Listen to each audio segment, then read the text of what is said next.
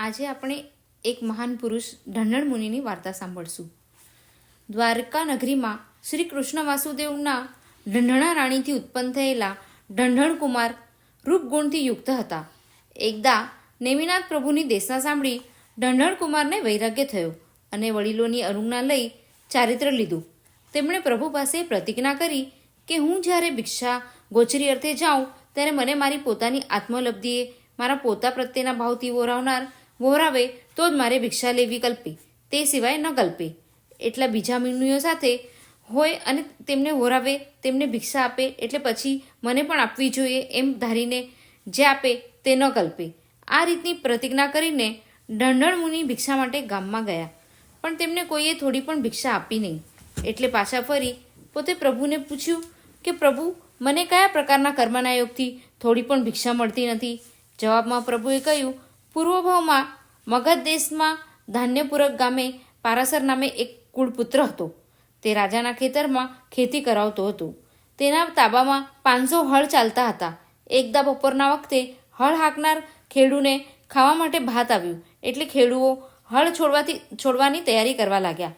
પારાસરે 1-2 વાર હળનો ચાસ ઉથલો કરી આવવા ખેડી આવવાની આજ્ઞા કરી. તેથી 500 હળ હાંકનારને 1000 બળદને ખોરાકની અંતરાય પડી.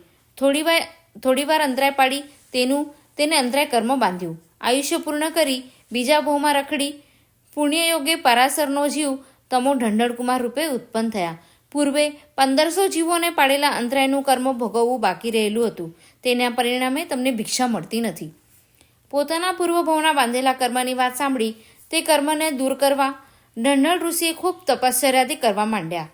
એકદા ઢંઢણ મુનિ ગામમાં ગોચરી અર્થે ગયા હતા. ત્યારે શ્રી કૃષ્ણ મહારાજ પ્રભુ નેમિનાથને બાંધીને પોતાને મહેલે પાછા ફરતા હતા.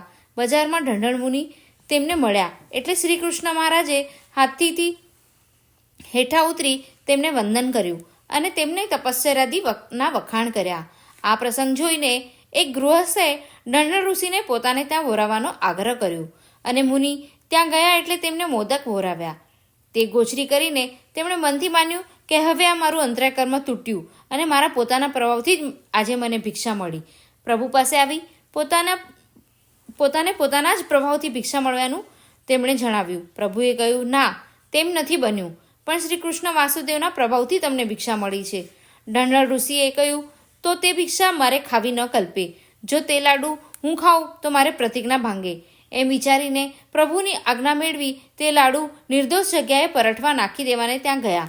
રાખમાં લાડુને છોડી નાખતા પોતે ઉચ્ચ ડભાવનાએ ચડ્યા અને લાડુ ચોડતાની સાથે કર્મને પણ છોડી નાખી કેવળ જ્ઞાન અને કેવળ દર્શનને પ્રાપ્ત કર્યું. કેવડી થઈ ઘણા વર્ષ સંયમ પાડી આયુષ્ય પૂર્ણ કરી તે સિદ્ધ પદ પામ્યા.